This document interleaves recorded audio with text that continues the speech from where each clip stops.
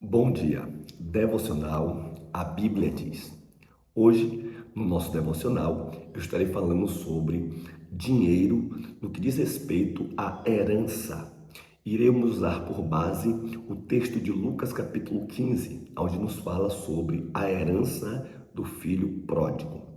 Antes que nós iniciemos a nossa mensagem de hoje, eu quero lhe convidar a você fazer parte do nosso grupo de amigos e de parceiros do canal do Pastor Márcio Braga. Todos os dias estamos colocando um devocional falando sobre dinheiro, empreendedorismo, crescimento, prosperidade. E eu ficaria muito feliz se você fizesse parte deste grande conjunto de pessoas que acreditam à luz da Bíblia que podem prosperar. Por isso, se você ainda não é inscrito em nosso canal, se inscreva e não só isso, compartilhe, comente e divulgue os nossos devocionais. Muito bem. A Bíblia diz que o filho pródigo mais novo, filho pródigo, o mais novo. Por que o mais novo, pastor? Porque havia um pródigo que saiu e um pródigo que ficou. E é claro que em outro momento nós explicaremos sobre isso.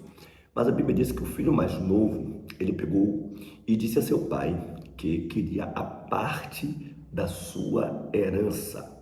E aí eu quero que você lembre que no nosso devocional nós sempre procuramos explicar dentro daquilo que diz a Bíblia de uma forma aplicada a finanças.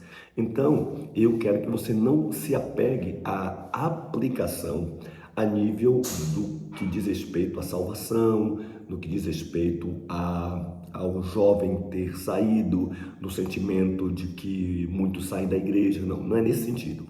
Eu quero que você entenda o que se deve observar sobre uma herança. A Bíblia diz que o justo deixa herança para os seus filhos. O texto nos diz que o filho pediu a herança para o seu pai, a parte que lhe cabia. O que é que nós aprendemos aqui? Logo de primeira mão é que o pai tinha o que deixar para os seus filhos.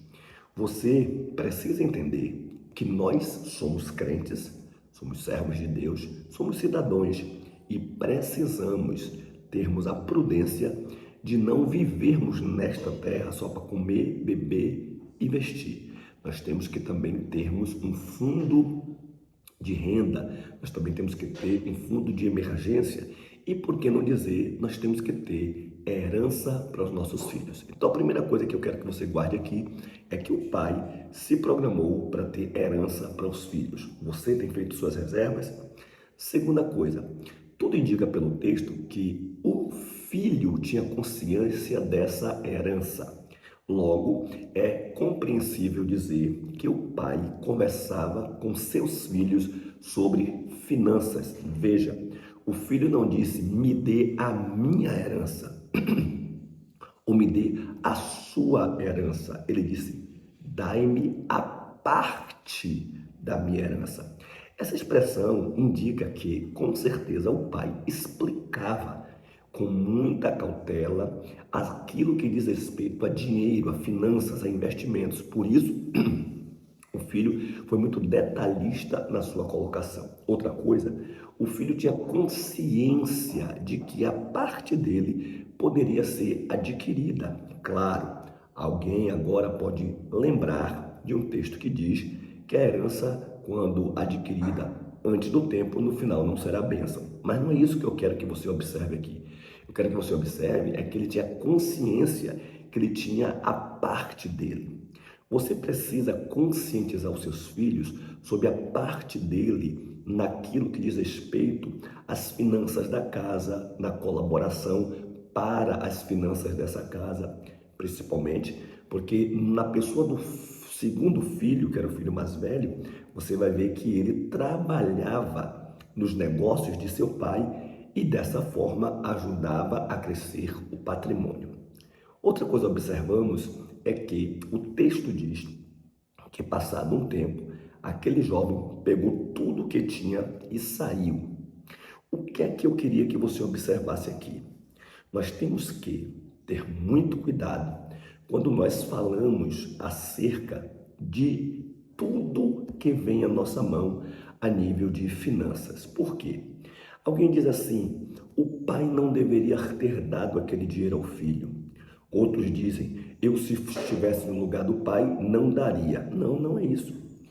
Não havia nenhum problema em o pai passar a parte da herança ao filho mais novo, principalmente porque havia legalidade para receber e havia uma orientação acerca daquela herança. O erro não estava em ele receber a herança, o erro estava em como ele aplicou o dinheiro da herança.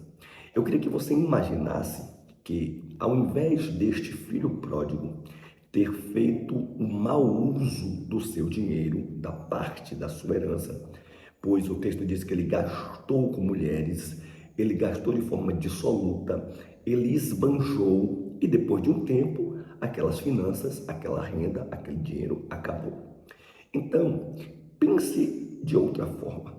Se aquele rapaz, ao invés de gastar o seu dinheiro de forma dissoluta e irresponsável, ele tivesse aplicado o seu dinheiro, ele tivesse procurado um fundo de investimento, ele tivesse procurado um tesouro direto, ele tivesse procurado se inteirar sobre fundos, aplicações, com certeza que aquela herança teria aumentado gradativamente na mão daquele rapaz. E o resultado não seria a falta, a necessidade e a vergonha que ele passou. Não.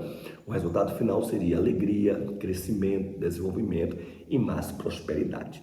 Talvez você nunca parou para observar esse texto desta forma, mas eu queria que você pegasse esta rápida mensagem e esse pequeno devocional e começasse a entender. Ensine aos seus filhos a aplicar os seus recursos.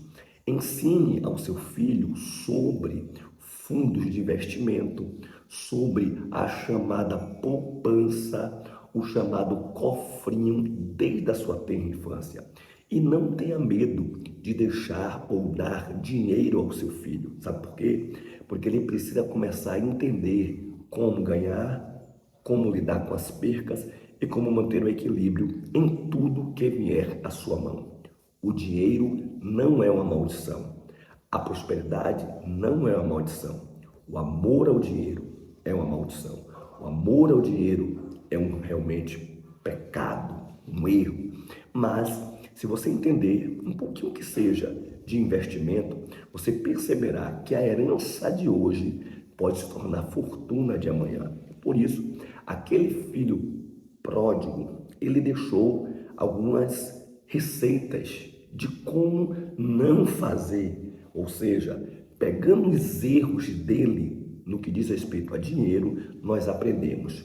Primeiro, não devemos ir para muito longe com as nossas finanças, devemos investir em recursos e em investimentos perto do nosso conhecimento, perto da nossa zona de atuação. Segundo, não devemos nos envolver com pessoas que não vão somar o nosso dinheiro, o nosso tesouro ou a nossa herança. Devemos procurar pessoas que tenham uma mente de crescimento e não uma mente de escassez, pois as pessoas com que ele se envolveu foram pessoas que não vieram para somar, vieram para sugar a sua herança.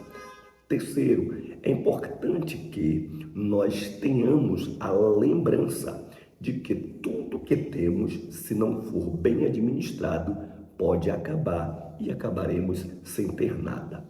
Mas eu finalizo essa rápida colocação em dizer que quando o filho se viu sem nada, ele lembrou do pai.